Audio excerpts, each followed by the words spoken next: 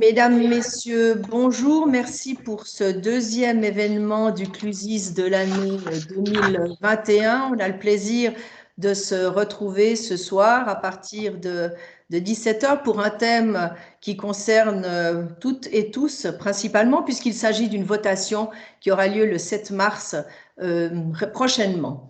Il s'agit de la loi sur l'identité électronique et nous, notre interrogation au Clusis, toujours dans notre relation avec la confiance numérique, c'est de se poser la question quels sont les enjeux pour le citoyen.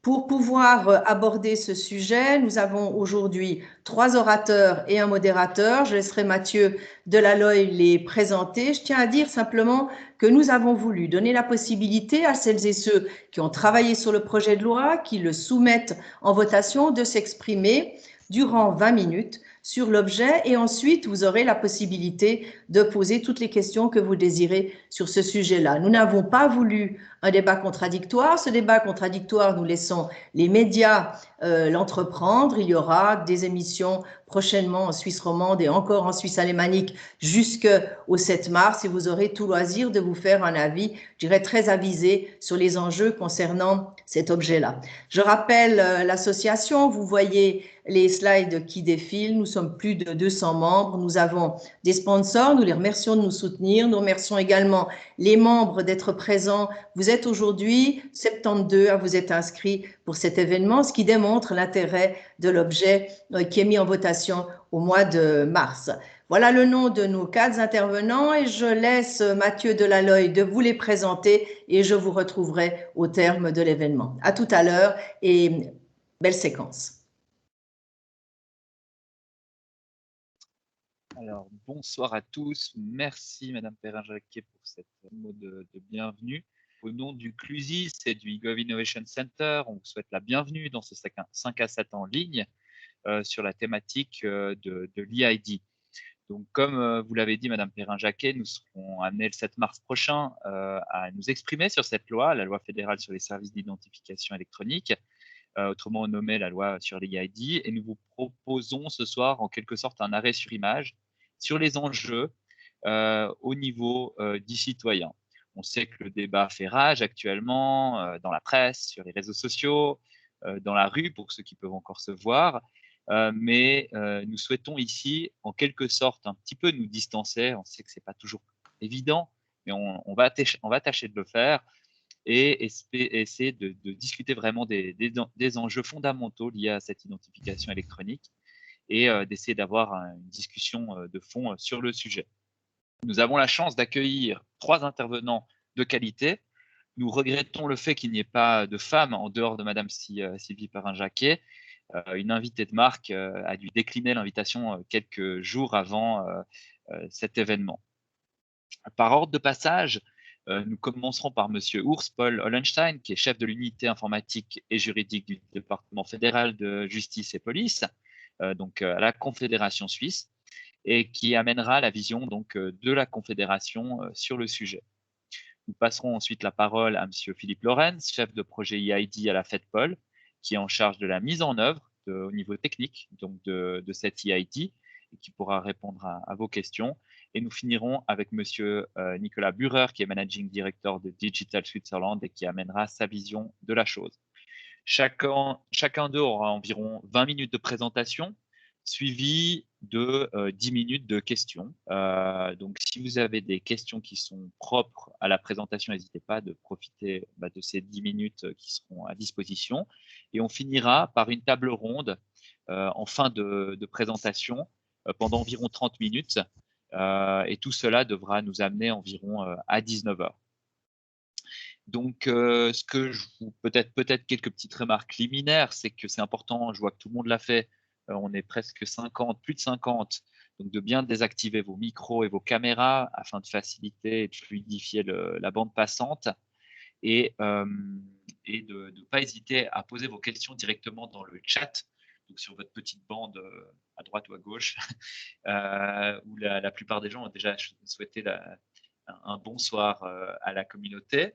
Je vois qu'on est déjà 50, il y a des gens qui ont levé la main, à voir en fonction des questions et des réponses si certaines personnes aimeraient prendre la parole en activant leur caméra et leur et leur micro, ils peuvent le faire en levant la main, mais ça, il faudra le faire plutôt donc, au terme des présentations ou lors de la table ronde en fin d'événement. Donc, en tout cas, je vous remercie de votre participation et je passe la parole au premier orateur, qui est donc Monsieur Urs Paul Lonnenstein, qui est chef de l'unité informatique juridique de l'Office fédéral de la justice et responsable de la loi fédérale sur les services d'identification électronique, donc la LSIE. Donc, je vous passe la parole, Monsieur Hollenstein. Merci beaucoup et bonsoir tout le monde. Et tout d'abord, tous mes excuses pour mon français fédéral, ni mon nom, ni la langue montrent que je suis vraiment francophone. Mais c'est un plaisir pour moi de vous pouvoir faire présenter le projet de la loi. Peut-être le deuxième. Oui. Tout d'abord, la question, qu'est-ce que c'est l'idée reconnue par l'État? On a déjà beaucoup d'identités électroniques dans tout le monde. Moi, j'ai compté une fois, moi j'ai plus que 100 différentes identités électroniques dans le monde d'Internet. Mais une idée reconnue par l'État, c'est un moyen d'identification numérique qui prouve, et pas seulement prétend, qui prouve dans le cyberspace que je suis celui ou celle que je prétends être et, par exemple, que je suis né à telle date. Oui. Et l'autre question, c'est toujours plus facile de dire qu'est-ce qu'un ID reconnu n'est pas. L'ID ne remplace pas un document de voyage et ce n'est pas une carte d'identité, c'est ni un passeport que je peux présenter à la frontière et c'est pas non plus un moyen d'identification que je peux utiliser dans le monde physique. Et ce qui est aussi important, dans l'ID reconnu, il n'y a ni signature, ni cryptage, ni droit particulier, ni de rôle. Alors, c'est pas marqué là-dedans que je travaille pour la Confédération. C'est pas marqué là-dedans que je peux voter le 7 mars. Mais ces services peuvent être offerts par les reconnus dans un autre dans une autre application. Si on montre vite les avantages, c'est tout d'abord, et ça pour nous c'était très très important, que l'ID reconnu peut être utilisé partout, notamment pour les services administratifs ainsi que le commerce en ligne. On a choisi aussi, et on a suivi la réglementation des unions européennes. On a 3 niveaux de sécurité, faible, substantiel et élevé. Ce qui est aussi important pour nous, c'est qu'on peut obtenir facilement une idée reconnue simplement en ligne pour les niveaux faibles et substantiels, mais pas pour le niveau élevé. Le mode d'utilisation doit être convivial et ce qui est aussi très très important, que les titulaires restent toujours maîtres de leurs propres données qui sont transmises uniquement avec mon accord express. Et que ces données ne sont traitées qu'à des fins d'identification et que la protection des données répond aux standards du droit suisse. Si on parle maintenant un tout petit peu d'histoire, on a développé un concept tout État en 2013 et après on a aussi regardé qu'est-ce que fait les pays, par exemple les voisins, ça veut dire l'Allemagne, la France, l'Autriche et tout ça. Et après, on a très vite dû voir que ce concept n'est pas oui, on n'a pas beaucoup. Non, ça devrait être un échec parce que on a vu que, par exemple, l'Allemagne est maintenant sur 6% de la population, et c'est à cause de ça. Si vous allez plus loin, vous voyez, on a biffé, on a dit non, c'est pas le bon chemin. Et après, on a, parce que c'est lourd, c'est cher et c'est loin des réalités du marché. Et avec ça, on a évolué le nouveau concept DID. Ça veut dire on a fait une répartition des tâches. Ça veut dire l'État, il fait la loi et les normes, il donne les données d'identité et c'est aussi l'État qui fait la reconnaissance des fournisseurs reconnus. Mais ce sont plutôt ces fournisseurs reconnus qui développent un système et qui développent aussi un outil attractif. Après, on a fait une consultation sur le projet de la loi et à la fin, on a publié le message et les discussions au Parlement ont commencé. Et comme résultat, il y a eu beaucoup de discussions de principe, mais peu de modifications. Ce qu'on a fait, ou ce qui a fait le Parlement, a voulu mentionner expressément la neutralité technologie de l'EID reconnue, que la vérification de l'identité peut aussi faire dans le cadre d'établissement du document d'identité. Il y a aussi une possibilité de charger une unité administrative de l'établissement de l'EID dans le cas où il n'y a pas d'EID sur le marché du niveau substantiel ou plus haut. Il y a une modification des obligations des titulaires de l'EID et je pense la grande chose qui était faite, c'était la création d'une commission fédérale des EID, le EIDCOM, indépendante de l'administration et qui est responsable de la reconnaissance après la consultation de la protection des données et aussi responsable pour la surveillance surveillance des fournisseurs reconnus. Et cette commission a aussi son propre secrétariat, ça veut dire il y a vraiment des personnes qui peuvent après regarder très bien et très proche ce que les fournisseurs reconnus ont fait. Après, il y a l'obligation d'établir une EID à toutes les personnes qui sont autorisées. On a voulu dire que ça doit être accessible à tous.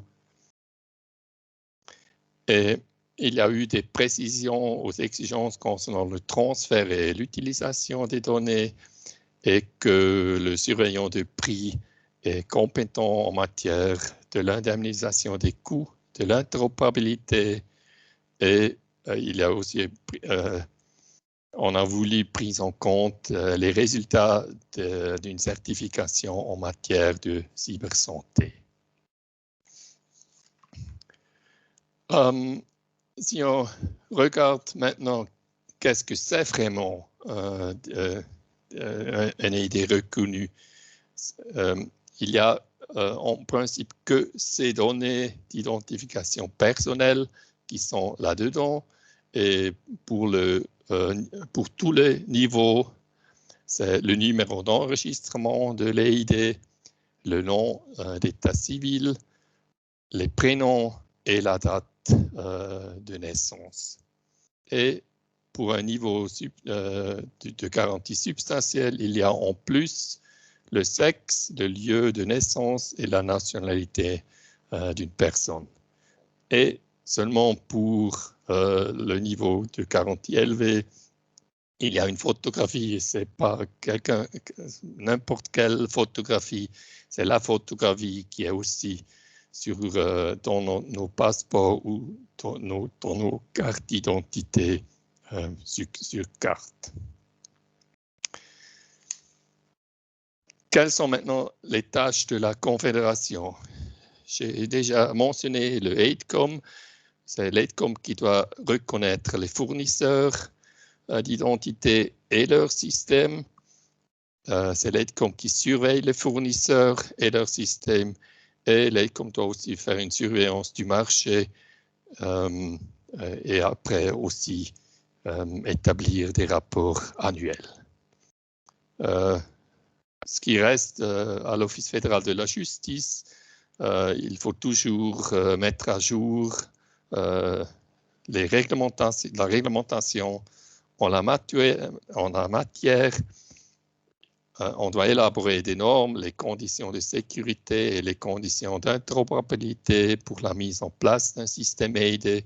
Et s'il y a là un changement technique, il faut aussi faire une adaptation, pas de la loi, mais plutôt des ordonnances.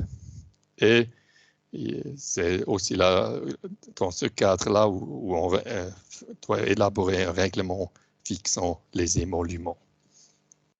Et après, il y a encore une tâche très importante du FEDPOL, du Office fédéral de la police.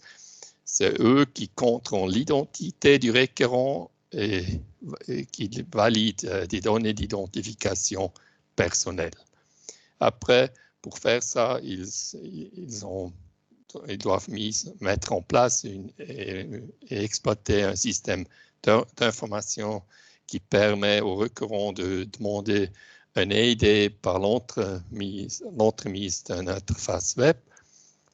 Et cet système d'information a aussi accès au registre de l'État. Et si je parle de l'État, c'est toujours la Confédération. Et ce système doit aussi pouvoir livrer des données d'identification personnelle aux fournisseurs d'identité reconnus. Quelles sont maintenant les tâches des fournisseurs d'identité reconnus? C'est eux qui établissent les EID et remettent le moyen d'y accéder. C'est soit que c'est une app, soit que c'est une carte à puce ou autre chose. Comme je viens de dire, la loi est strictement neutre vis-à-vis des technologies. Ces fournisseurs reconnus doivent aussi assurer le fonctionnement correct et la gestion sûre de leur système. Ils effectuent la mise à jour périodique des données d'identification en utilisant le système d'information de FEDPOL. Il y a pour chaque niveau une différente mise à jour, une différente période pour la mise à jour. Ce qui est aussi important, qu'il requiert toujours le consentement express du titulaire de l'EID pour la première communication des données d'identification personnelle à un exploitant d'un système utilisateur. Et ils font aussi à disposition les données qui sont gérées par l'utilisation de l'EID et ces données d'identification personnelle.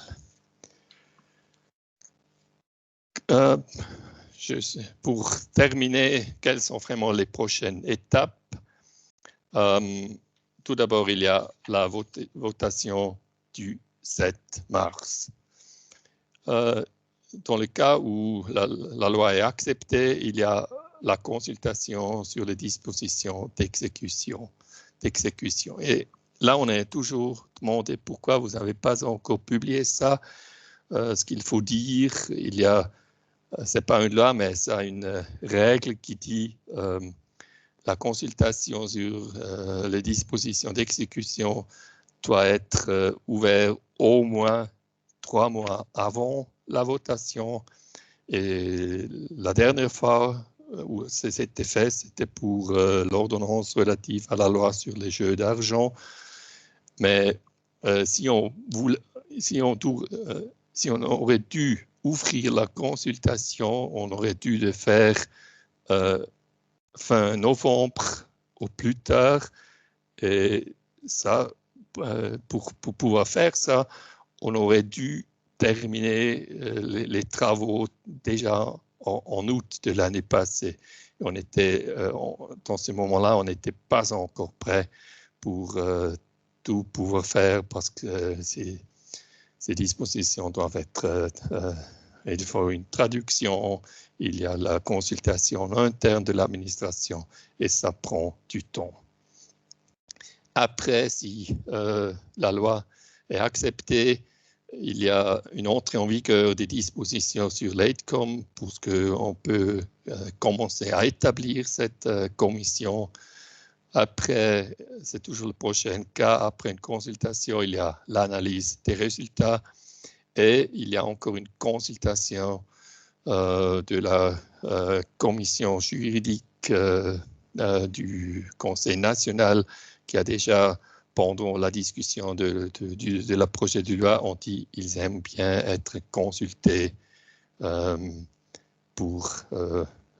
avant l'entrée en vigueur de la loi et des dispositions d'exécution. Et en disant ça, ça veut dire que l'entrée en vigueur de la loi ne peut pas avoir lieu que fin 2022. S'il y a un rejet de la loi, c'est important de dire, il y a ça, le non à la loi, ce n'est pas un oui automatique à une solution purement étatique, parce qu'il y a la nécessité d'élaborer une nouvelle loi, parce que l'État a toujours besoin des bases légales formelles et détaillées pour pouvoir traiter des données. Et on ne peut pas seulement prendre les normes en vigueur pour pouvoir faire n'importe quelle solution, soit c'est étatique ou autre chose. Avec ça, je termine ma présentation. Sur la dernière slide, il y a encore différents liens pour la loi, les concepts, les consultations externes, des concepts et aussi des vidéos de démonstration et aussi le texte qui est soumis au référendum. Et maintenant, je suis à disposition pour vos questions. Alors, un grand merci, M. Hollenstein, pour cette présentation qui pose un peu le cadre, l'historique, la responsabilité aussi des diverses entités. Merci aussi de faire l'effort de parler français, mais pas toujours facile. Donc moi, je vais prendre un petit peu les questions qui se posent dans le chat. Donc, pour les participants, là, on est près de 60. Je pense pour une meilleure gestion, mieux vous utiliser le chat. Donc, n'hésitez pas à poser vos questions si c'est des questions propres à M. Hollenstein et à sa présentation. Sinon, vous pouvez aussi attendre la fin des 3 présentations pour aborder peut-être une question de façon plus globale, avec la possibilité de faire intervenir les 3 intervenants. Donc, je prends la première question de Gilles Talon. Est-ce que la Confédération qui gérera techniquement le stockage des données ou seulement des tiers de confiance?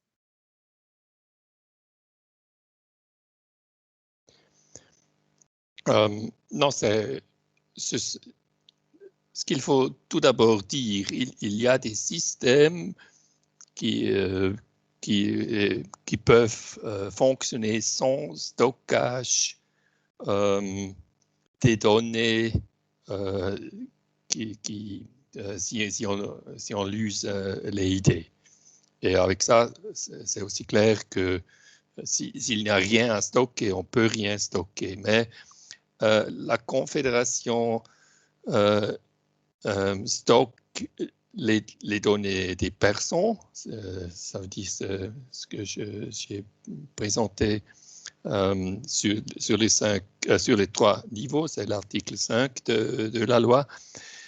Mais après, tous les données d'un AID sont stockées auprès du fournisseur reconnu. Mais ce qui est aussi important, il doit séparer les stocks les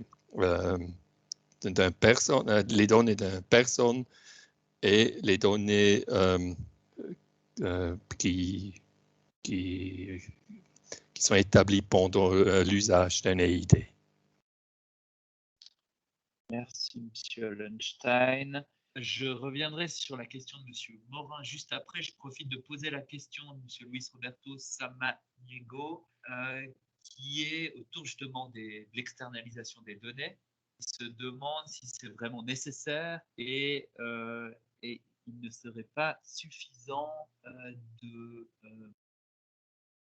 pour que est-ce que le fait que le processus soit finalement analysé par l'État, est-ce que l'État pourrait finalement stocker et gérer ces données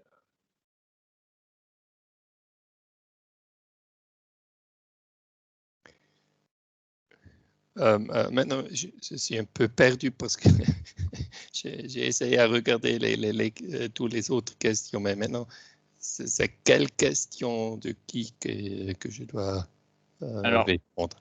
La question de Monsieur Samaniego, est-il vraiment nécessaire d'externaliser les données informations?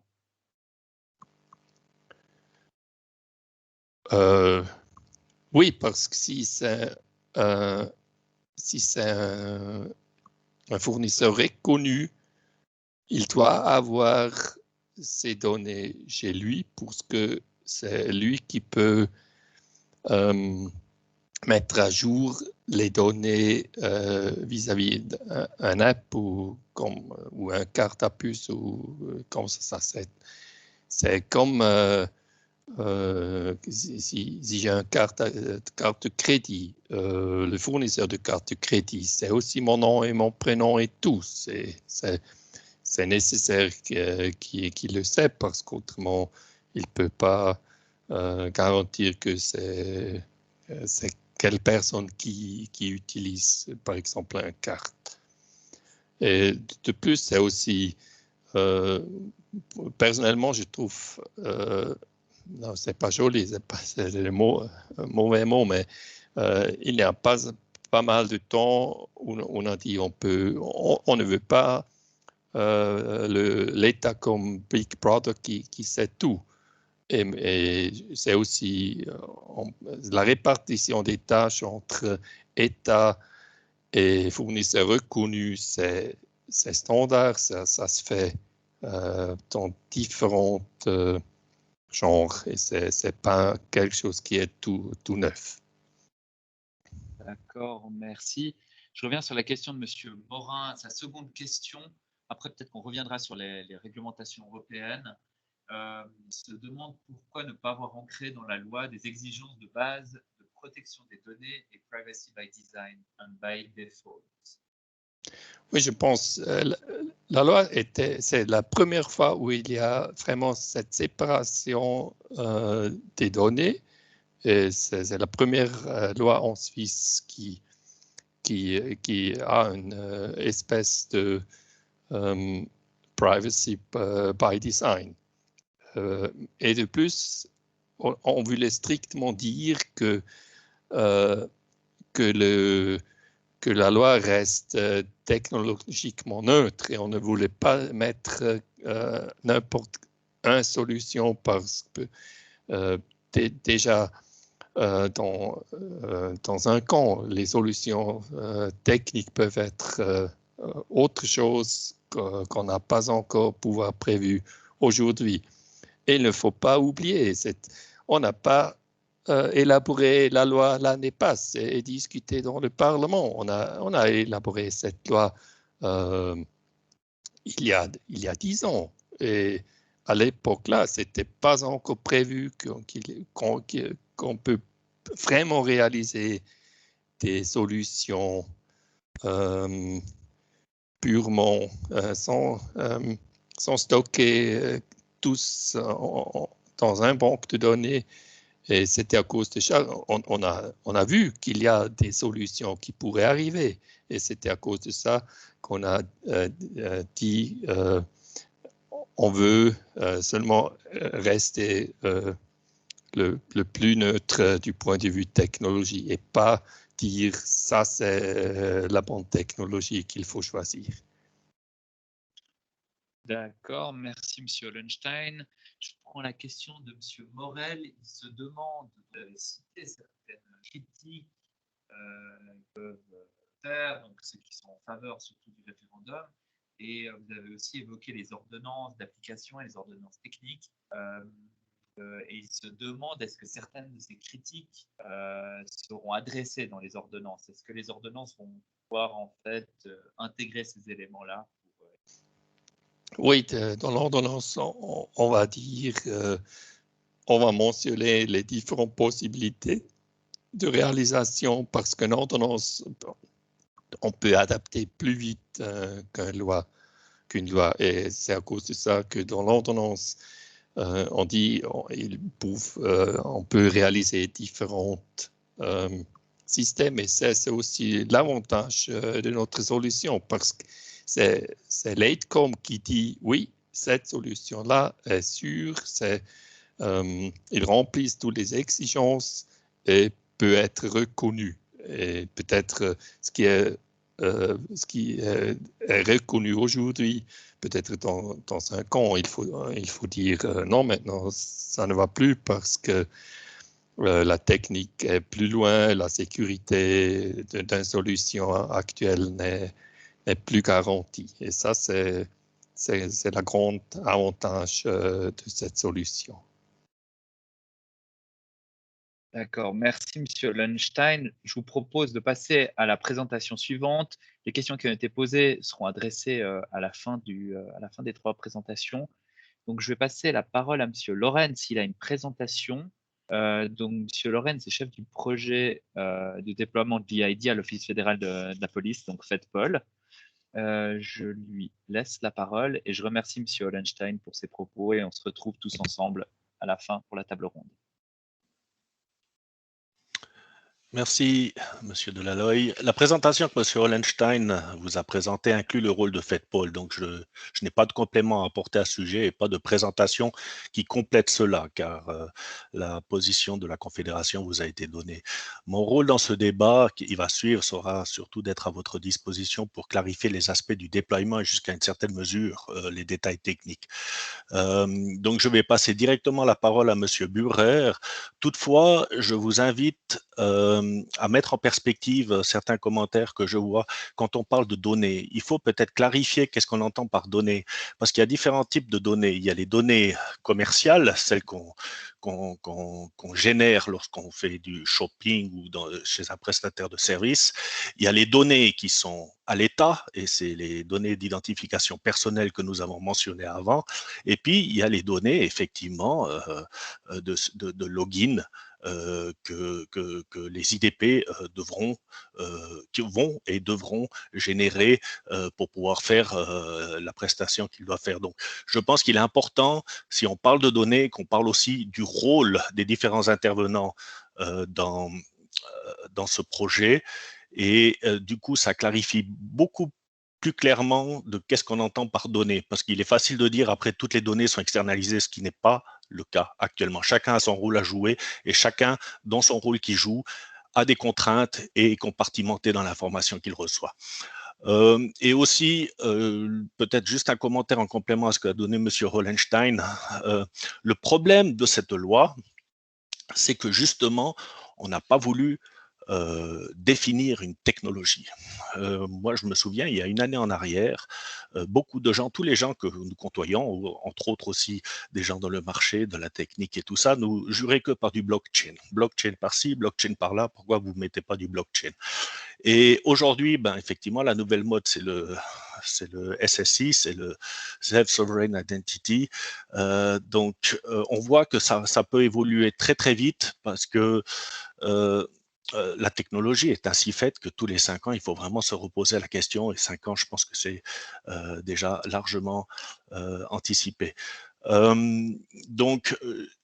Cette loi, effectivement, apporte quelque chose de plus à ce qui existe aujourd'hui. Aujourd'hui, le marché fonctionne. Aujourd'hui, le marché utilise des EID.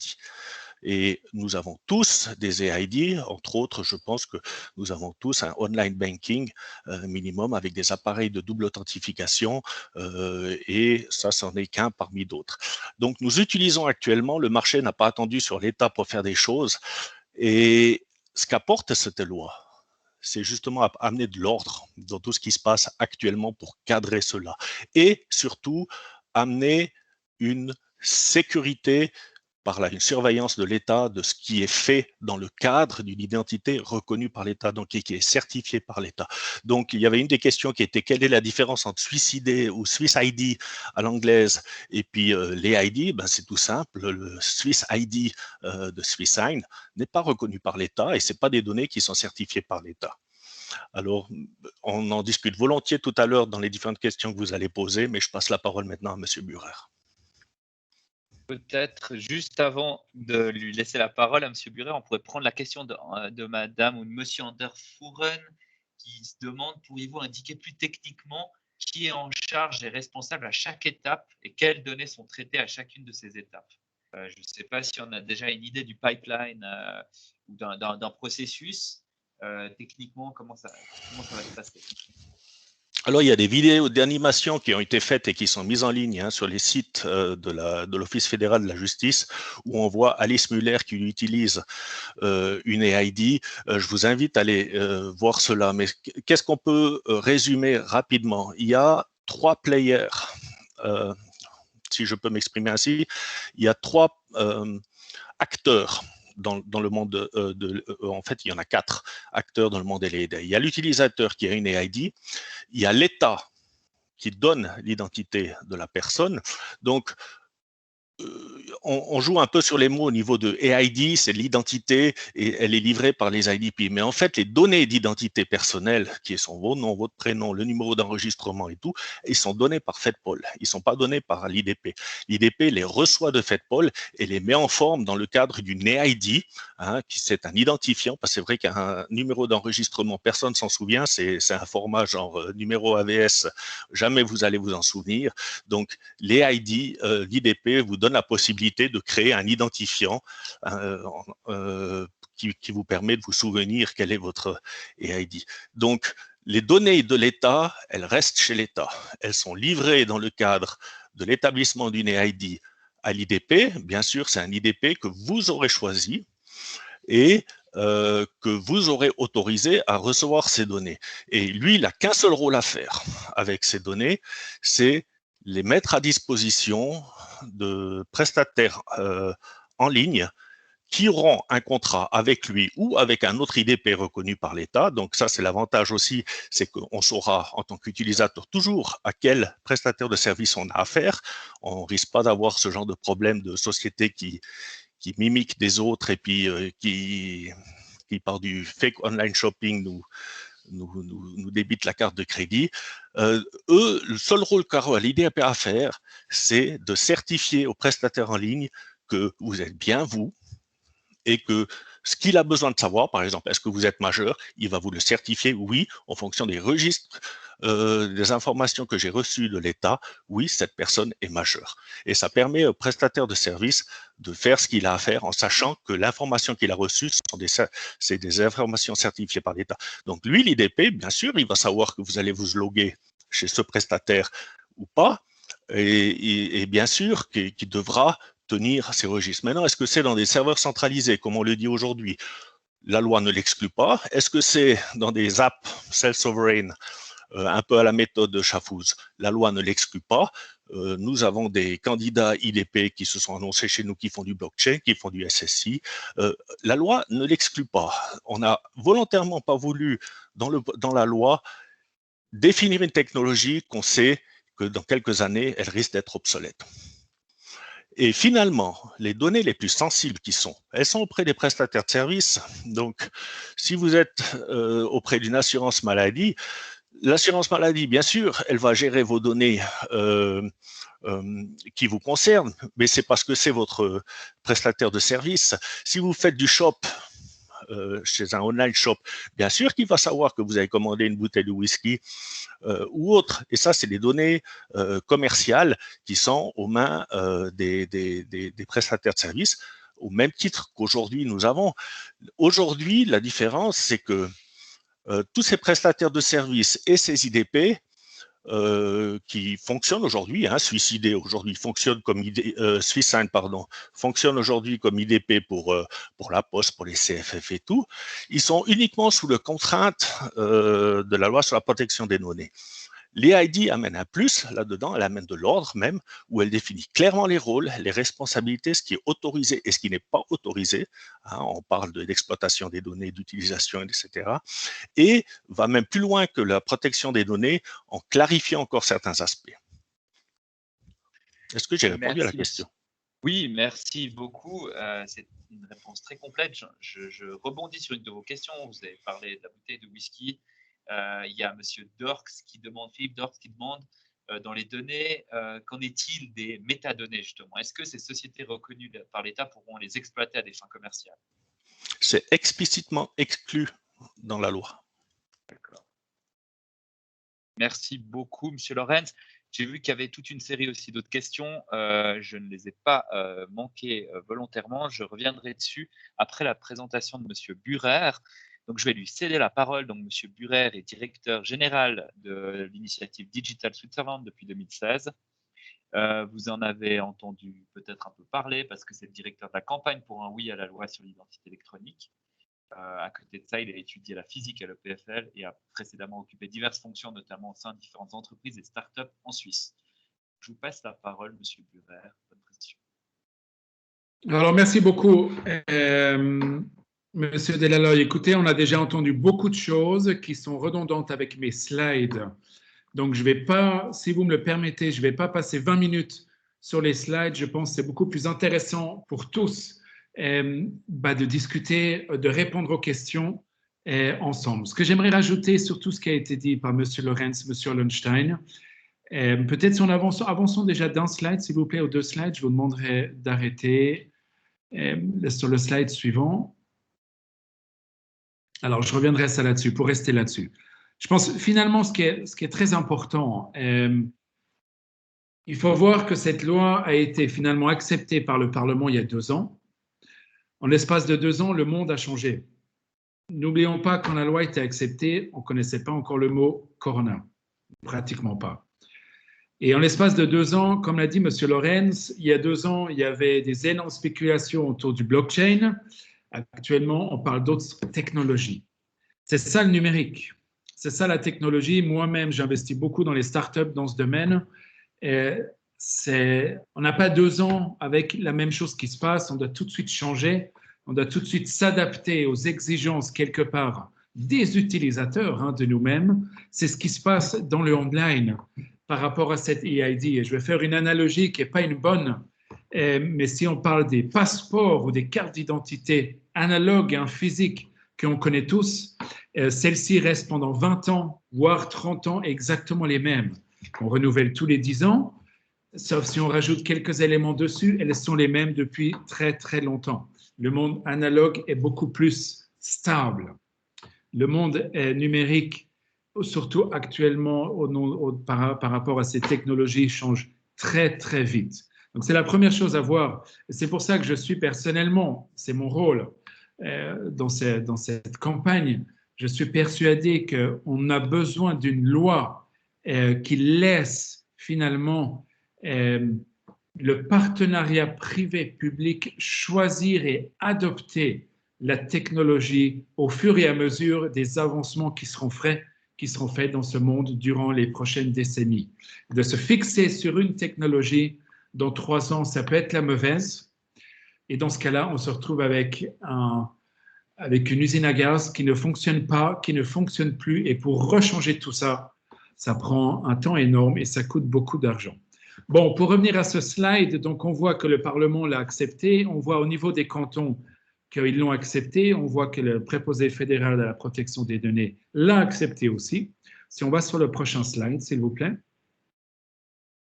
Bon, là, le plus important, on voit que l'Association des communes suisses ainsi que l'Union des villes suisses ont accepté cette loi aussi. Ils se rendent compte que ce partenariat est nécessaire. Prochain slide, s'il vous plaît. Prochain slide, parce qu'il y a des choses qui ont déjà été dites. Je ne veux vraiment pas... ce serait redondant pour les gens. Par rapport à l'Europe, alors là, il y a beaucoup de discussions par rapport à l'Europe. Et je ne vais surtout pas maintenant commencer à critiquer d'autres pays européens ou pas.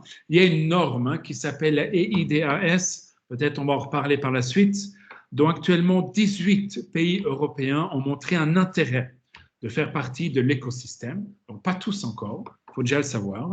Pas tous, et de loin pas, ont déjà mis en place une loi nationale EID. Il y a certains pays. Il y a des pays comme l'Estonie qui ont un système purement centralisé, régalien, étatique, 100%, avec une technologie en dessous qui pourrait venir du privé, mais c'est clairement un système régalien. Il y a d'autres pays comme le Danemark, où au niveau des fournisseurs, ce sont les banques qui se sont positionnées. En Italie, un pays qui n'est pas très loin du nôtre, finalement, il y a plusieurs fournisseurs, dont là aussi des fournisseurs du privé, il faut le savoir. Il y a l'Allemagne qui se repose la question actuellement, pas encore de solution, mais qui se repose la question actuellement, comment avancer avec ce système, sachant que pendant plusieurs années, ils avaient un système centralisé, régalien, qui malheureusement n'a pas eu un taux d'utilisation plus élevé que 6% de la population allemande et qui a donc décidé de réévaluer ce projet en une version 2.0. Ils sont en train de le faire. D'ailleurs, ils regardent aussi ce qui se passe chez nous. On est en échange et ils vont voir, ils attendent entre guillemets, bien sûr aussi la votation pour voir dans quelle direction ils pourraient aller ou pas. On a aussi l'Autriche qui travaille sur un système, le Liechtenstein qui travaille sur un autre, etc., etc. Il faut savoir que la Suisse avait un projet qui est né il y a plus de 10 ans, qui était 100% étatique, qui s'appelle le Swiss ID, qui a coûté beaucoup de millions et qui malheureusement n'a pas fonctionné. Il était très cher, ça coûtait 169 francs. Après, les coûts ont été diminués, heureusement. Pour aller s'enregistrer à ce système, il fallait un bureau de la Poste ou des CFF. Bref, ce n'était pas pratique, ça coûtait de l'argent. Il y avait trop peu de prestataires online où finalement on pouvait utiliser cette EID. Donc on voit qu'on a besoin finalement du marché entier, d'avoir une EID gratuite où finalement on ne peut pas l'utiliser nulle part. Ça ne sert à rien. On oublie le PIN code et c'est ce qui d'ailleurs c'était le problème qu'ils avaient en Allemagne. Beaucoup de gens, dû au fait qu'on ne pouvait pas l'utiliser en masse, oubliaient leur password, tout simplement. Et pour aller rechanger ou remodifier ou redemander leur PIN, ils devaient aller à un bureau, à un office de la Poste ou quoi que ce soit. Et là, les gens, ça les démotive, c'est terminé. On se relogue avec Google ou Facebook ou avec un login organique, comme on l'appelle, du site en question. Donc, ça doit être ultra convenient, ultra simple et très convenient.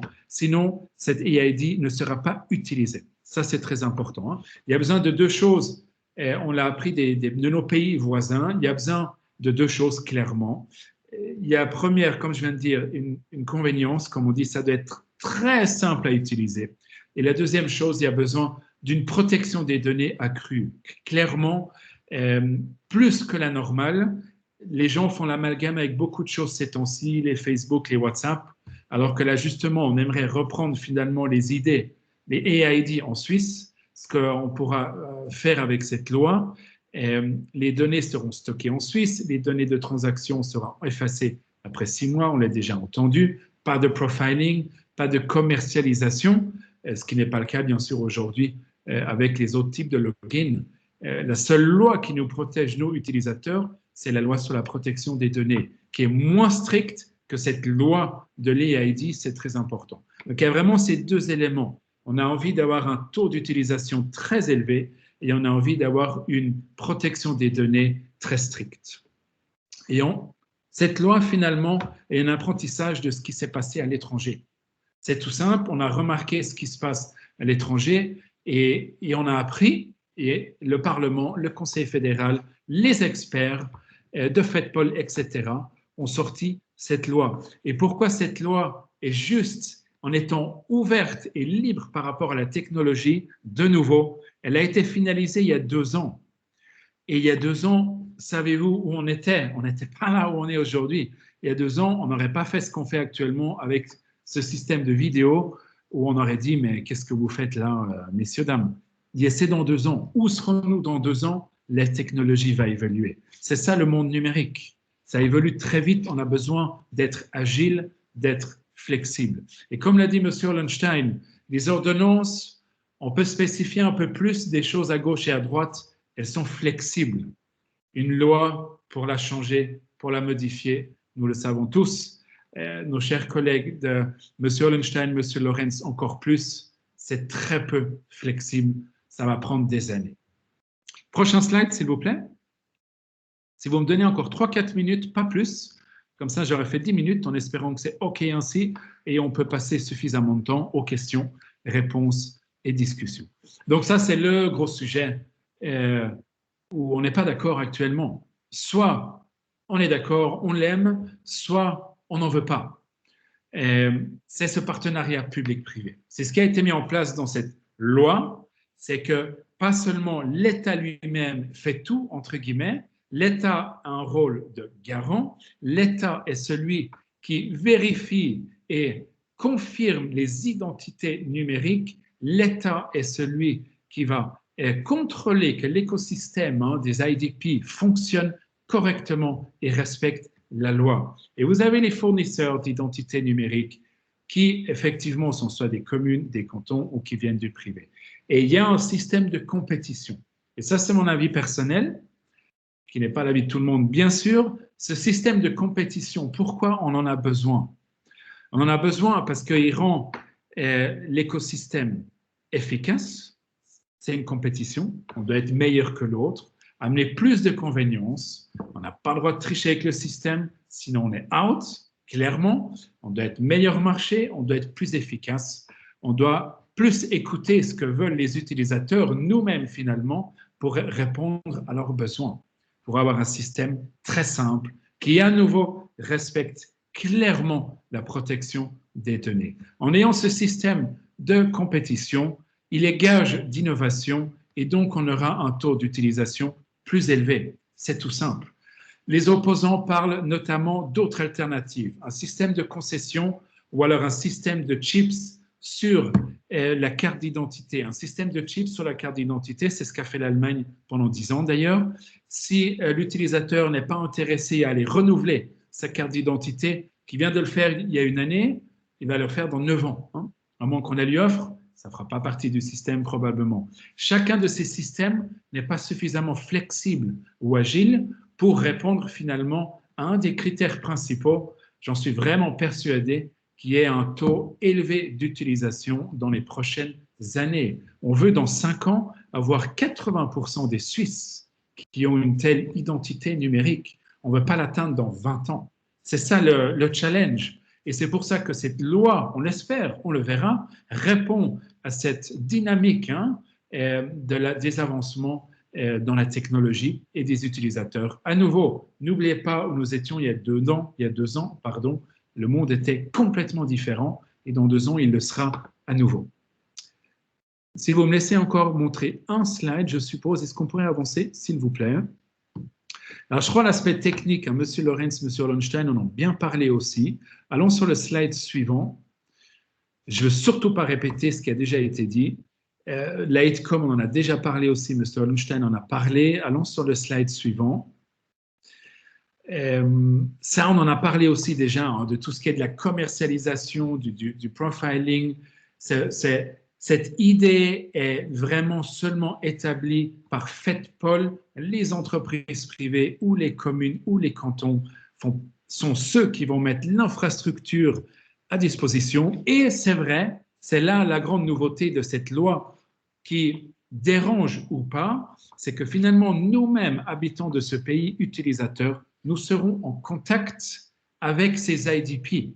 Donc, avec SwissSign, qu'on connaît tous, le canton de Schaffhouse, qui a déjà émis clairement un intérêt à faire partie de cet écosystème, on l'espère, d'autres cantons ou d'autres entreprises du privé. Et c'est ça, de nouveau, qui est vraiment la nouveauté, c'est qu'on est en contact avec ces IDP, les fournisseurs d'ID, et on ne va pas se loguer quelque part sur un site de la Confédération.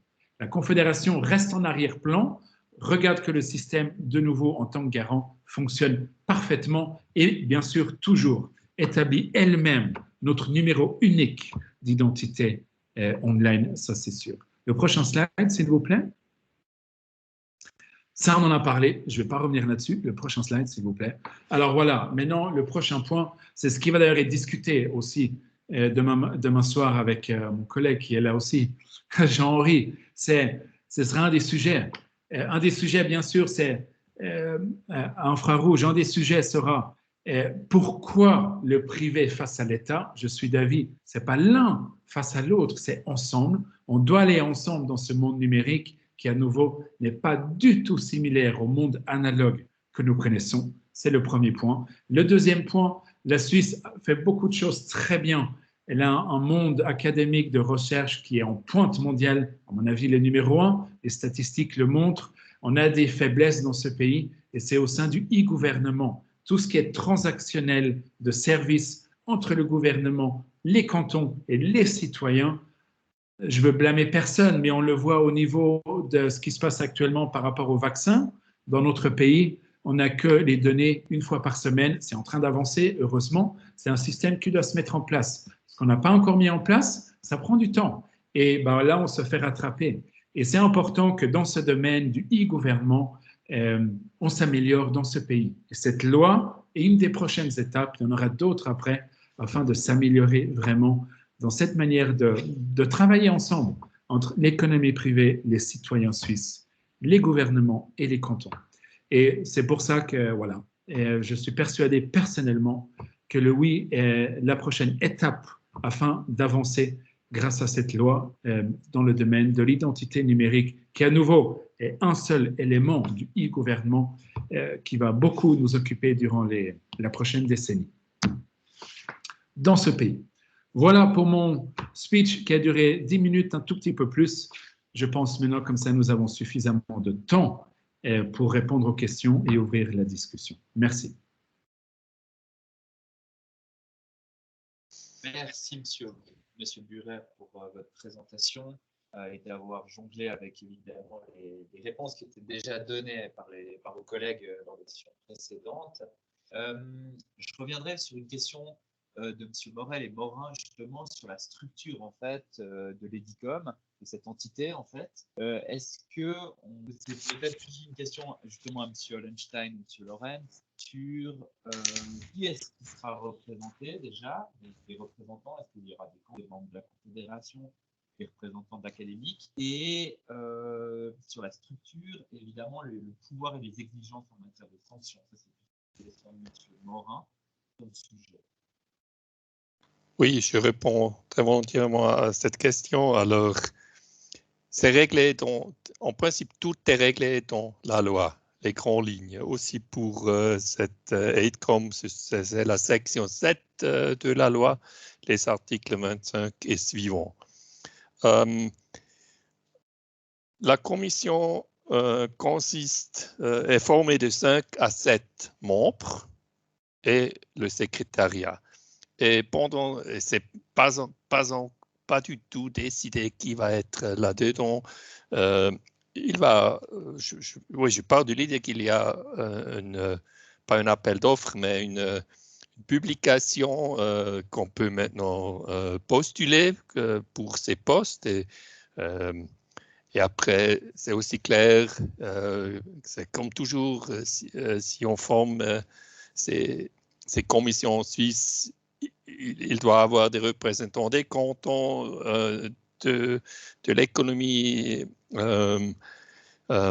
du monde universitaire, des femmes, d'hommes, et c'est pas facile à vraiment répondre à toutes ces exigences. Mais après, c'est le Conseil fédéral qui élit ses membres. Et aussi, les compétences de cette commission sont aussi clairement indiquées dans la loi. Et ce que je trouve presque, c'est un peu dur de le dire, mais la loi connaît la peine de mort pour les fournisseurs reconnus. Ça veut dire l'AIDCOM peut retirer la reconnaissance. Et avec ça, un fournisseur est mort parce qu'il est après exclu s'il ne suit pas les exigences de la loi. L'AIDCOM peut retirer la reconnaissance. Mais toutes les autres choses les détails sont aussi réglés là dans l'ordonnance, mais je pense qu'il y a déjà 5 de l'article 25 à l'article 30 de la loi qui règle l'organisation et les exigences de cette commission. Merci. Et les sanctions, est-ce qu'elles ont déjà été imaginées? Vous avez évoqué le fait d'un retrait. Est-ce qu'il y aurait d'autres sanctions possibles? Oui, ça veut dire que la commission va toujours regarder de proche ce que les fournisseurs reconnus font. Et après, s'il y a des constatations qu'il y a un problème, on peut dire aux fournisseurs, ou la commission peut dire aux fournisseurs, il faut maintenant,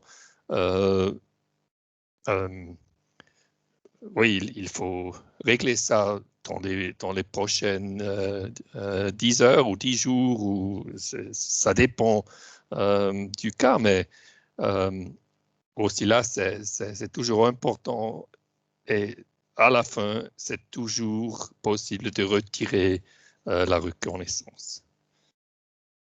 Merci, Monsieur Loewenstein. On revient sur les aspects liés à nos meilleurs voisins, sur les normes européennes. Vous les avez évoqués, Monsieur Burer. Techniquement, est-ce qu'il y a une interopérabilité avec ces normes-là? Comment va se passer ces aspects est-ce qu'on va s'inspirer de ce que fait cette norme-là? Est-ce que peut-être Monsieur Lorenz a des informations à ce sujet? Peut-être si j'ose aussi répondre à cette question. Pendant l'élaboration de la loi, on était toujours en contact avec les responsables de l'Union européenne, mais il faudrait faire un contrat entre l'Union européenne et la Suisse. Et pour le moment, au niveau politique, c'est exclu de faire n'importe quelque chose avec l'Union européenne. C'est vraiment une question politique. Mais nous, on a toujours regardé que notre système peut être reconnu aussi vis-à-vis de l'Union européenne. Ce qui est aussi clair, il faut après établir un nœud en Suisse qui est comme nœud de contact vis-à-vis un nœud technique pour l'échange entre les systèmes suisses et les systèmes du côté européen. Et c'est aussi nécessaire, et c'est toujours comme ça, s'il y a un contrat entre l'Union européenne et la Suisse, il faut toujours adapter la législation suisse. C'est dans le moment là où on va le faire, et l'Union européenne ne reconnaît pas des systèmes sur papier, c'est après aussi vraiment une reconnaissance d'un système fonctionnant. Merci, Monsieur Loewenstein. Est-ce que Monsieur Lorenz a des compléments par rapport justement à ces normes européennes? Oui, alors comme l'a dit M. Burer, il y a 18 pays qui se sont notifiés au niveau européen. Maintenant, notifier EIDAS ne veut pas encore dire qu'ils sont interopérables, hein. Si vous faites quelques recherches sur votre outil de recherche préféré, vous verrez que beaucoup de pays qui sont notifiés n'acceptent simplement pas pour l'instant encore les EID de certains autres pays. Donc, il y a toute une liste pour chaque pays, quels sont les EID notifiés qu'ils acceptent d'autres pays, et simplement parce qu'ils ont des grands problèmes techniques au niveau de l'interopérabilité. À ce niveau-là, la Suisse, je pense qu'au niveau technique, nous avons bien réglé le problème d'interopérabilité à l'intérieur de la Suisse, même si nous avons 100 000 IDP, ce qui ne sera pas le cas, mais même si nous avons une dizaine, une vingtaine d'IDP, l'interopérabilité, elle sera par le système, par le design, déjà assurée sans qu'on doive mettre en place un broker. Comme mentionné, pour se faire notifier en Europe, il faudrait déjà qu'on ait une loi. Et puis, et après, il faudrait peut-être que l'Europe aura d'autres priorités encore avec la Suisse. Donc, je pense que c'est une musique d'avenir. Toutefois, il faut savoir que EIDAS repose sur les standards NIST que nous utilisons aussi. Donc, ces fameux 3 niveaux de garantie, ils sont les mêmes que nous utilisons. Donc, ça sera très facile au niveau de la reconnaissance de part et d'autre de se dire un niveau bas, faible, substantiel ou élevé, eh ben, ils ont le même niveau de garantie et de qualité entre eux. Et l'autre chose qu'il faut noter, c'est que pour être notifié, la plus grande contrainte qui est demandée par EIDAS, c'est que l'État certifie l'identité, indépendamment que ce soit des privés derrière ou pas, ils veulent que l'État certifie l'identité, ce qui sera effectivement notre cas. Donc nous avons mis toutes les billes dans notre panier pour pouvoir l'être. Maintenant, il est clair que le processus de notification est juste impossible à faire sans une loi qui est en vigueur. Merci, Monsieur Lorenz, pour ces clarifications. Peut-être juste pour la technique, je pense qu'on peut enlever la présentation de Monsieur Burer. Comme ça, on peut voir les quatre, voilà, les 3 intervenants en fait en plus grand. C'est un peu plus agréable. Merci. Je prends peut-être une question de Monsieur Pujol. Peut-être pour Monsieur Burer, vous avez mentionné venir des entreprises, des startups et autres. Ils se demandent en fait si le système et quel espoir en fait on a que ce système soit utilisé sur Internet en dehors des entités administratives. Voilà, en exposant 2 points de vue, et le client il a peut-être un intérêt de se connecter différemment, le fournisseur peut-être que lui il espère collecter des informations, donc lui il va peut-être proposer une autre solution. Qu'est-ce qu'il en est en dehors des entités administratives? Je ne suis pas sûr que j'ai compris la question à 100%, mais je vais essayer d'y répondre et autrement on corrige, on complète s'il vous plaît. Ce qui est important avec cette identité numérique, c'est aussi pour le prestataire de service d'avoir une certitude que c'est vous, Monsieur Delaloy, et pas quelqu'un d'autre. Aujourd'hui, je peux faire un login chez Galaxo, chez Microspot, en prenant votre nom, pratiquement, hein, après en mettant l'adresse, tout ça. Le paquet va peut-être pas arriver, c'est plus compliqué, mais je pourrais plus ou moins sur un site être fake. Avec cette EID, ce sera plus possible d'avoir vraiment quelque part une identité fake sur les différents prestataires de services online. Maintenant, si pour une raison quelconque, sur mon shop de whisky, je ne veux pas utiliser mon EID normal, mais un autre nom, à nouveau, je peux le faire. Cette EID est faite sur base volontaire et on l'utilise finalement que quand on veut.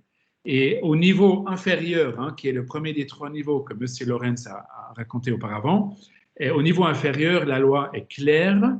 Les prestataires de services doivent toujours offrir une alternative.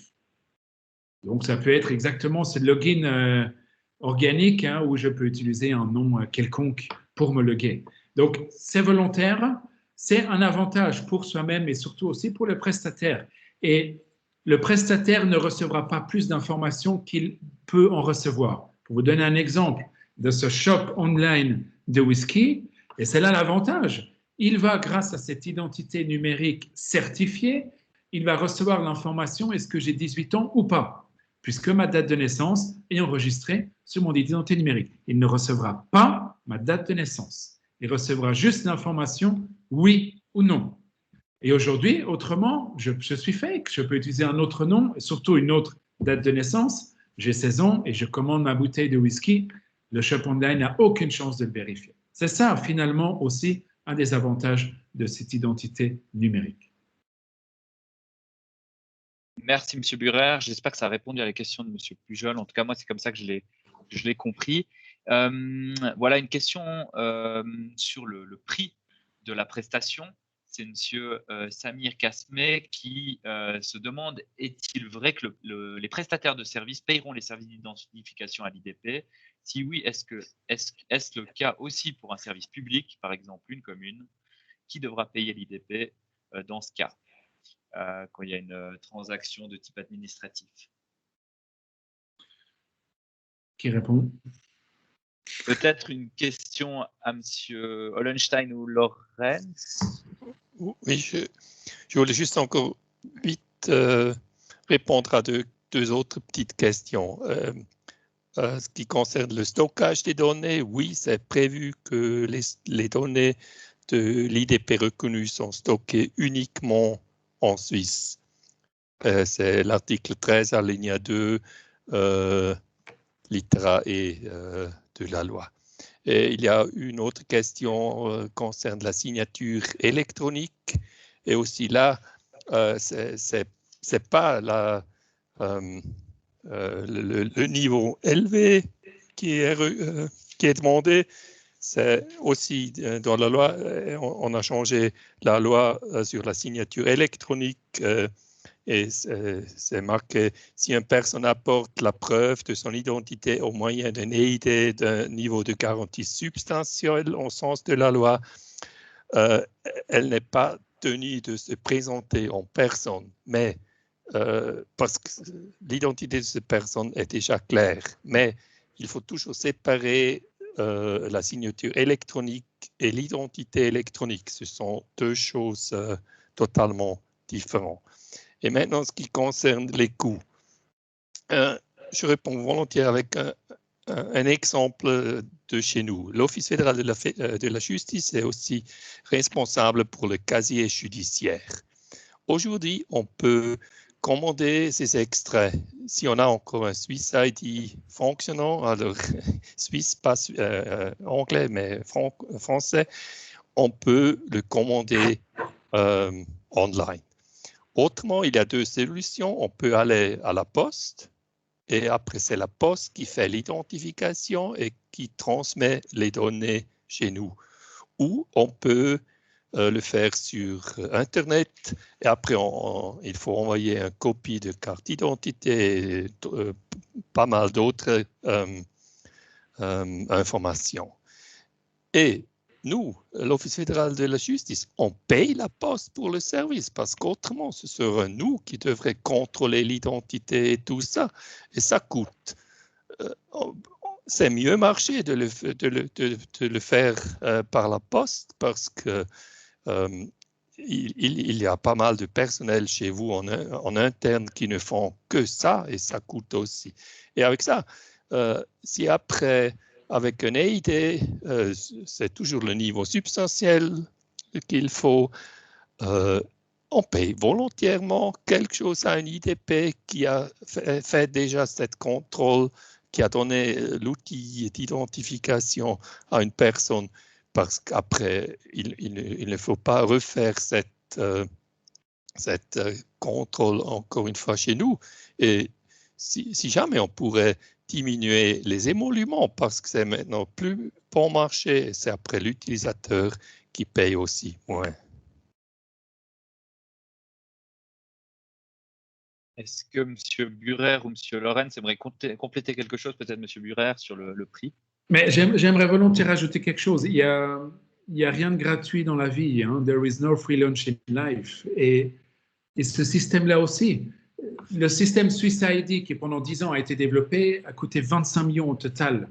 Alors parfois on a des coûts directs, on a l'impression de payer directement et parfois on le paye indirectement via les impôts tout simplement. Il n'y a rien de gratuit. Et là aussi c'est un écosystème, un système qui va se mettre en place qui oui a des coûts finalement. Le but c'est de le rendre efficace le plus possible. Mais n'oublions pas, et ça, d'un certain côté, il y a certaines critiques en disant que le client ou l'utilisateur est le produit, il le recevra gratuitement, les coûts sont cachés. Alors, les coûts principalement ou les financements des IDP seront faits, oui, avec les prestataires de services qui sont du privé ou de l'administration. Mais c'est le prix à payer pour que nous, en tant qu'utilisateurs, on puisse l'avoir gratuitement. L'autre optique, et M. Lorenz l'a dit auparavant, il y a actuellement 7 IDP sur le marché. Je serais intéressé de voir l'autre optique d'avoir un IDP, un de ses fournisseurs, par exemple, qui demande, alors on va prendre un prix à la Spotify, Netflix, 9 francs par mois pour son ID, mais qui a un service NEC plus ultra. Personnellement, peut-être je serais même intéressé à aller chez lui, qui a un service décentralisé, à voir le marché décidera. Le marché décidera. Il y aura des coûts, et c'est soit nous, en tant qu'utilisateurs, qui les payerons, ou alors ça sera au niveau des prestataires de services, qu'ils soient administratifs ou du privé. Les coûts devront être supportés. N'oublions pas ce qui s'est passé durant les 10 dernières années. D'ailleurs, le projet en Allemagne était aussi très cher, même si on ne le ressent pas. Un projet 100% régalien coûte aussi des millions. On ne le ressent pas en premiers abords, mais nos impôts, eux, ils le ressentent. Et c'est normal. Merci, Monsieur Burer. Vous avez évoqué le projet allemand. Il y avait Monsieur Ruch qui se demandait si le modèle danois serait applicable chez nous de manière identique. Vous qui avez un petit peu comparé les différentes démarches, peut-être je laisse la parole à Monsieur Burer. Alors, le modèle danois, Monsieur Lorenz peut-être pourra compléter volontiers. Le modèle danois vient des banques.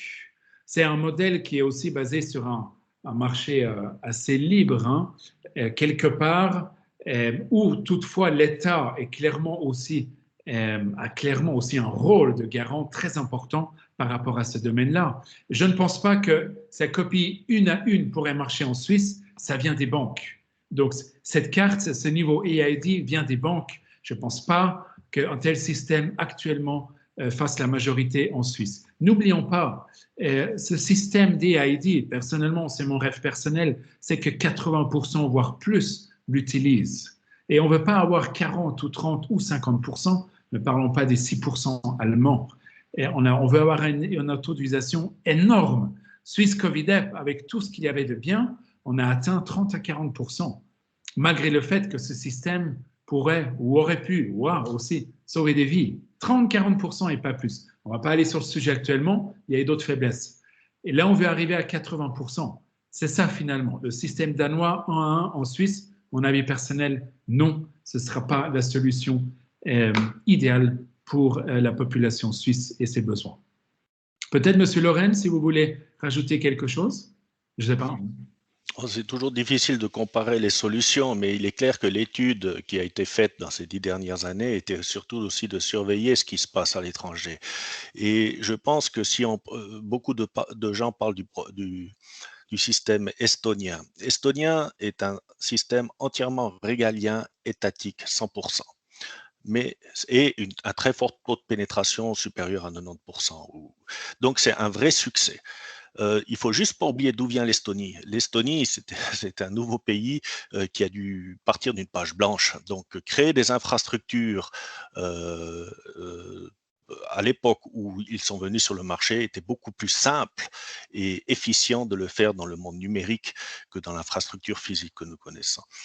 Donc, toutes ces solutions étaient envisagées. Les pays nordiques, qui sont très forts dans les taux de pénétration aussi, mais si on regarde tous ces pays nordiques, c'est soit des sociétés télécoms qui ont démarré avec une ID qui plus tard a été reconnue par l'État, soit c'est des banques, des associations de banques qui ensuite ont été aussi reconnues par l'État, ou soit c'est des initiatives étatiques, mais qui ont demandé au privé, effectivement, de proposer des solutions qu'ils ont après acceptées. Pour moi, ça rejoint aussi un peu la question des coûts. Là, je vois, oui, mais attention, est-ce que ça va coûter aux bénéficiaires? Il faut juste pas se leurrer. Aujourd'hui, vous allez à un guichet et vous demandez un papier à votre commune, eh ben, vous allez payer un émolument.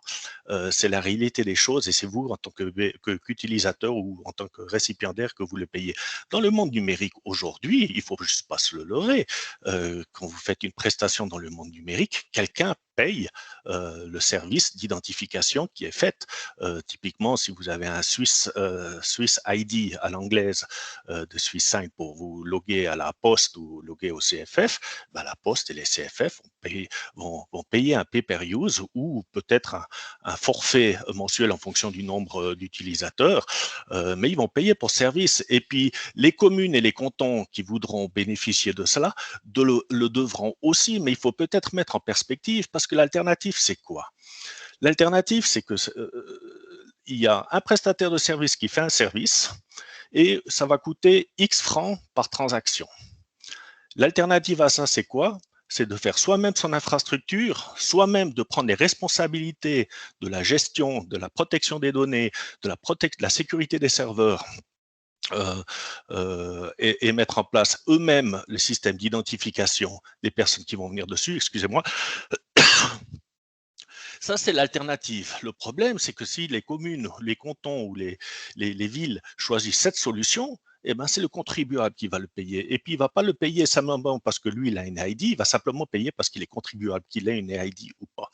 Donc, c'est toujours le dilemme dans l'économie. Est-ce qu'on utilise un prestataire de service qui nous fait un service et qui nous arrange bien parce qu'on peut noyer le prix de la transaction dans le prix global et le bénéfice du service, ou est-ce qu'on fait nous-mêmes ce service et on renonce au prestataire de service? Mais si on a cette réflexion-là, il faut se poser la question pourquoi on utilise dans notre quotidien tous les jours des prestataires de services qui nous rendent un service et qu'on paye. Merci, Monsieur Laurent. Excusez-moi, peut-être juste répondre à Monsieur Morin qui demande si c'est gratuit pour les bénéficiaires selon l'article 31.3. L'article 31.3 précise bien que c'est gratuit pour le bénéficiaire. Si l'IDP, lui, fait gratuit au bénéficiaire, FedPol ne lui facturera pas de service pour l'identification initiale. On parle bien du bénéficiaire, mais quelque part, il y a toujours quelqu'un qui paye, et dans ce cadre-là, la loi ne le précise pas qui c'est qui paye et quels sont les émoluments, mais il faut juste être réaliste comment marche le marché aujourd'hui. Ça sera les prestataires de services qui vont vouloir avoir ce service. Moi, si j'ai un whisky shop, je serais content si je respecte les normes légales, que quelqu'un prenne cette responsabilité en certifiant qu'une personne est bien majeure. C'est un service que je suis prêt à payer en vendant ma bouteille de whisky. Du coup, je suis au niveau étatique aussi l'esprit reposé, qu'à d'avoir respecté la loi et puis sans avoir dû déployer une grosse infrastructure pour vérifier l'identité des personnes. Merci, Monsieur Lorenz. Je reviens peut-être juste sur une inquiétude de Jill Roy, qui se demande à terme en fait si l'EID pourrait être utilisé lors de e-voting. On parlait d'autres cas d'utilisation. Et est-ce que finalement les entreprises privées pourront permettre aux citoyens d'user de leur droit de vote? Est-ce qu'il y a des conflits d'intérêts à ce niveau-là? Peut-être Monsieur Lunstein. Non, ce qui est vraiment très, très important de dire, l'EID n'est pas un système d'e-voting. C'est pas ça.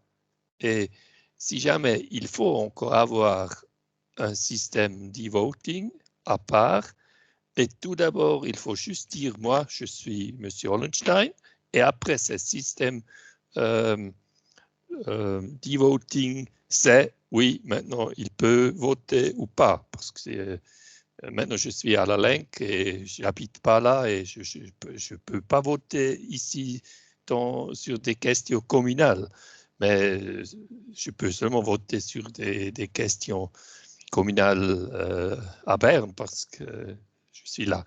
Et c'est aussi ça, s'il y aurait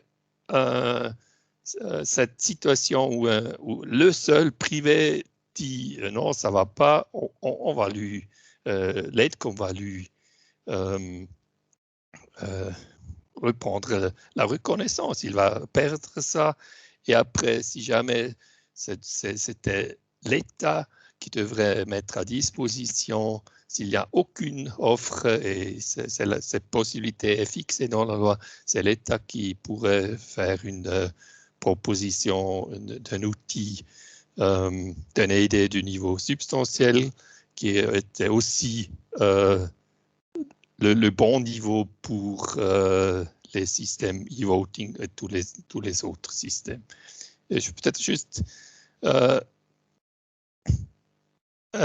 Monsieur Morin a écrit, oui, en 2010, c'était une page blanche et il faut regarder, s'inspirer de l'expérience des autres. C'est ce qu'on a fait. On a fait que ça. On a regardé les systèmes de l'Estonie. Pas oublier que là, l'aide est obligatoire. En Suisse, c'est exclu de faire ça comme service obligatoire. On ne peut faire les prestations qu'avec ça et sans rien d'autre. On a regardé le système allemand en Allemagne, on a regardé tous ces autres systèmes, mais on n'a pas voulu les mêmes fautes que les autres et c'était à cause de ça qu'on a choisi maintenant cette solution avec les fournisseurs reconnus. Merci, Monsieur Hollenstein. Je vois qu'on a fait plus ou moins le tour des questions dans le chat. N'hésitez pas. Je vois qu'il y en a certains qui ont partagé leur point de vue. Je leur en remercie. L'idée, c'est vraiment de profiter voilà, de la compétence de ces trois intervenants pour leur poser des questions de fond sur le fonctionnement, sur l'application, etc., afin de pouvoir vraiment s'informer sur le sujet. Donc, n'hésitez pas à poser vos questions. Je prends volontiers questions.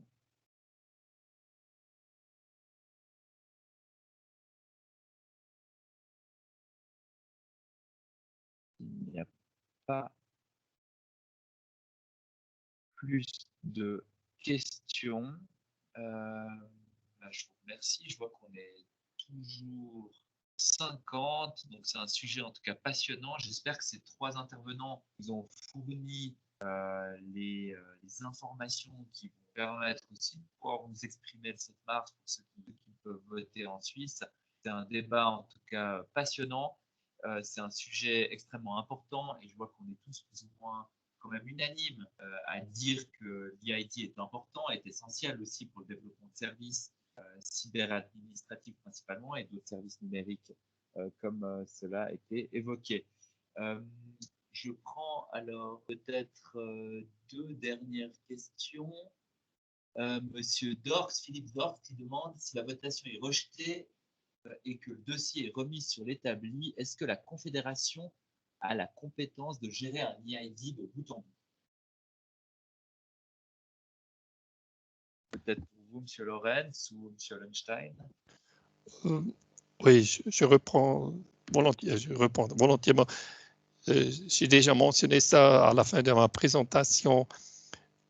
Un non à la loi n'est pas un oui à une solution étatique. Et ce qui est vraiment important pour établir un EID, il faut adapter les lois en vigueur.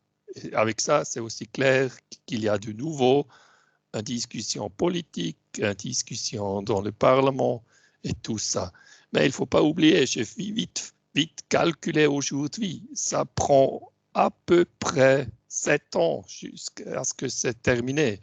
Le premier an, il faut établir une nouvelle solution du point de vue législation. Année 2, il y a la consultation. Année 3, il faut écrire le message et tout ça pour le Parlement. Année 4 et 5, il y a la discussion en Parlement et si jamais il y a de nouveau un référendum. Et après, il y a encore la mise en œuvre des ordonnances. Et de nouveau, il y a une consultation sur des ordonnances et c'est à cause de ça que ça reprend encore un an et à la fin d'année 7, on pourrait une autre loi ou un autre changement de la différent pourrait entrer en vigueur. Il ne faut pas oublier, ce n'est pas fait d'ici à demain, ça prend vraiment du temps. Merci, Monsieur Hollenstein. Question de Monsieur ou Madame Andersfuren. Qu'est-ce qui empêche un fournisseur tiers d'accepter une transaction uniquement par la voie de l'EID? Qu'est-ce qui empêche l'obsolescence de l'identification actuellement? Peut-être pour vous, Monsieur Lorenz.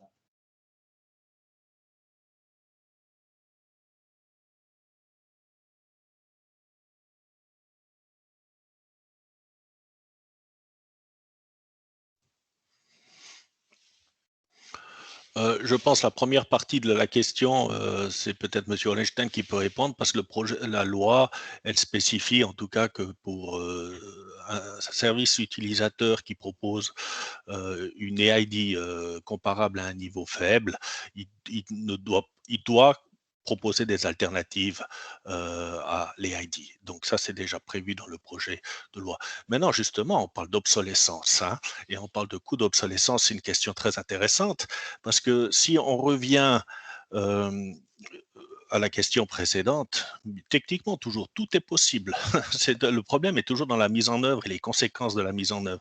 Et les conséquences de la mise en œuvre, quand on met en place des solutions de technologie comme ça au niveau suisse, ça sera les coûts du choix technologique qu'il faudra investir dedans et les coûts de la maintenance de cette technologie. Et là, on parle quand même de créer un service au sein de la Confédération qui est bien plus conséquente que ce qui est prévu actuellement dans le cadre d'une surveillance des IDP. Le marché n'a pas attendu de mettre en place ces technologies. Ils ont massivement investi dans ces technologies. Ils sont à la pointe et des bonnes pratiques au niveau de la sécurité et de l'efficience technologique. Est-ce que on a délégué, grâce à cette loi, tout le risque technologique au privé sans que l'État, c'est-à-dire le contribuable, doive l'assumer? Ça serait quand même dommage de s'en priver. Merci, Monsieur Lorenz. Je prends la question de Michael d'équivalent sur le calendrier. Vous avez évoqué une application à partir de 2022. Quand est-ce que la mise en place sera effective? Quand est-ce qu'on pourra l'utiliser, cette EID, si la loi est acceptée? Oui, on parle de l'idée que après la consultation sur les ordonnances, la loi pouvait entrer en vigueur en total fin 2022. Et on veut déjà commencer avec l'AIDCOM en juillet peut-être, je ne sais pas encore la date exacte. Le Conseil fédéral peut laisser entrer en vigueur que les dispositions sur l'AIDCOM, et avec ça, l'AIDCOM peut déjà être établi, et ça veut dire qu'ils peuvent commencer au moment où la loi est en vigueur avec le processus de reconnaissance. Et moi, je pars de l'idée que les premiers fournisseurs reconnus les premiers fournisseurs sont reconnus en printemps 2023. Merci, j'espère que ça répond à la question de Michael. Et dans des perspectives lointaines et futures, Frédéric Cholet se demande: est-ce qu'on peut imaginer que la Suisse devienne une plateforme mondiale du secret identitaire et que les IDP monétisent ces prestations à l'international? Oui, peut-être, mais il y a toujours le danger, comme avec le secret bancaire, que d'un moment à l'autre, c'est quelque chose qui n'est pas voulu dans le monde, et après, il y a des problèmes diplomatiques et politiques avec ça. Mais c'est toujours tout ce qui est imaginable. Merci, Monsieur Hollenstein. Une question qui arrive à l'instant de Monsieur Denis Morel. Dans la loi sur le dossier du patient électronique, il y a aussi une reconnaissance d'une ID privée pour l'accès au dossier patient. C'est un fait et c'est dans la loi. Est-ce que l'EID permettra de standardiser la reconnaissance? Oui, c'est prévu que, oui, disons, la loi sur le dossier du patient a tout d'abord n'a pas voulu introduire quelque chose pour accéder au dossier. Mais parce que la loi sur l'identité électronique a eu du retard, ils ont dû régler ça. Mais maintenant, pour eux, c'est c'est clairement dit et ils ont réglé sur le niveau substantiel, ça c'est comparisable. Et maintenant, c'est aussi la volonté de ne pas avoir les deux systèmes en parallèle parce que ça coûte 2 fois la même chose. Hein. Et c'est à cause de ça que on veut aussi avoir les EID de niveau substantiel pour ce qu'on peut avec ce niveau accéder au dossier du patient. Et ce qui est aussi déjà clair, que les choses qui sont déjà certifiées pour les fournisseurs des fournisseurs pour les patients électroniques, il ne faut pas encore une fois faire pour les ID parce que ça ne sert à rien de faire 2 fois la même chose. Ce qu'on regarde la commission strictement, est-ce que c'est bien la bonne chose qui était certifiée ou pas? C'est toujours le problème qu'on ne certifie pas les toilettes et après on dit on est certifié, mais le système d'un EID n'est pas certifié avec ça. Si je peux compléter là, parce qu'il y a un point très sensible et puis qu'on entend actuellement sur le marché, nous parlons de la fonction du rôle d'IDP, Identity Provider, où on veut simplifier le processus en permettant aux Identity Providers certifiés selon la LSIE d'identifier les personnes qui veulent se connecter après sur leur dossier patient. Donc, on parle bien d'identification. On ne parle pas d'accès des IDP aux données des patients. C'est juste la clé. Ils vont certifier que vous êtes bien la bonne personne. Et c'est dans ce sens-là que la simplification va beaucoup amener, à savoir que l'EID est contrôlé par l'État via l'EIDCOM, alors qu'actuellement, dans le dossier patient, la reconnaissance se fait par une société privée, d'autres sociétés privées, et bien sûr, on oublie aussi toujours que les prestataires de services dans la santé, la plupart, à part les hôpitaux et des choses comme ça, mais les caisses maladies, etc., sont des sociétés privées. Donc, l'amalgame qui est fait au niveau EID, dossier patient, attention, on parle juste de la reconnaissance des IDP qu'on va simplifier en reconnaissant les IDP reconnus par les IDCOM au niveau substantiel puissent faire uniquement l'identification dans le cadre du dossier patient. Merci, Monsieur Lorenz, pour ces précisions. S'il n'y a pas d'autres questions, c'est peut-être les derniers instants pour profiter. Ah bah voilà, une question de Monsieur Dorx, il suffisait de le demander. En cas d'attaque hacking sur l'IDP, qui est-ce qui est responsable de la fuite, de la perte, de la modification des données? L'État ou l'IDP? Je laisse peut-être Monsieur Hollenstein, Monsieur Lorenz prononcer. Oui, c'est l'IDP qui est responsable parce que c'est lui qui doit gérer des systèmes sûrs et après, s'il n'y a pas de systèmes sûrs, c'est pas, on peut pas dire c'est son problème, mais aussi là, c'est la commission qui regarde est-ce que c'est bien, ça suit les standards techniques et tout ça. Et s'il y a un problème comme ça, c'est aussi l'AIDCOM qui peut toujours retirer la reconnaissance à la fin.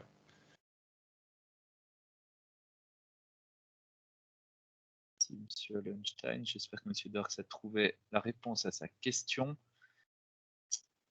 Quelques minutes encore pour les dernières questions. J'imagine que sinon, vous êtes nos 3 intervenants sont quand même toujours disponibles par email ou autre pour répondre toujours à vos questions. S'il n'y a pas de questions, je vous remercie toutes et tous pour votre participation à ce 5 à 7 sur l'EID et je vais laisser la parole à Madame Perrin-Jacquet pour les mots de la fin. Mathieu, merci infiniment. Mesdames, Messieurs, merci pour votre fidélité. Vous êtes encore très nombreux à nous suivre. Je tiens à remercier nos 3 conférenciers. Les questions démontrent effectivement les interrogations que vous pouvez avoir sur le plan technique, sécuritaire et confiance numérique, mais il y a aussi d'autres questions qui démontrent plutôt une réflexion sur le rôle de l'État. Il n'était pas dans notre ordre du jour de parler du rôle de l'État, mais effectivement de pouvoir mettre en évidence les tenants et les aboutissants liés à cette loi. Donc je tiens à remercier nos 3 conférenciers. Je remercie Mathieu pour avoir joué le rôle de médiateur. Monsieur Burer, on se fera un plaisir de vous écouter sur Infrarouge demain soir, ainsi que Monsieur Morin. Vous aurez encore l'occasion comme ça de croiser le fer et on aura comme ça l'occasion d'avoir appel ou affaire à de nouveaux arguments demain soir. Je tiens à rappeler, on se donne rendez-vous le 7 mars pour le résultat de cette votation. Et puis moi, au nom du CLUSIS, je vous donne rendez-vous le 2 mars où là, nous traiterons du problème de la protection des données dans les collectivités publiques puisque la commune de Bussigny a mis en place tout un processus sur lequel nous aimerions pouvoir débattre et discuter avec vous. Je vous souhaite une très agréable soirée. Je vous remercie pour votre présence et votre confiance et au plaisir de vous revoir prochainement. Au revoir, à bientôt à tous. Bonne soirée à tous, merci, au revoir. Au revoir, à merci. bientôt et merci encore.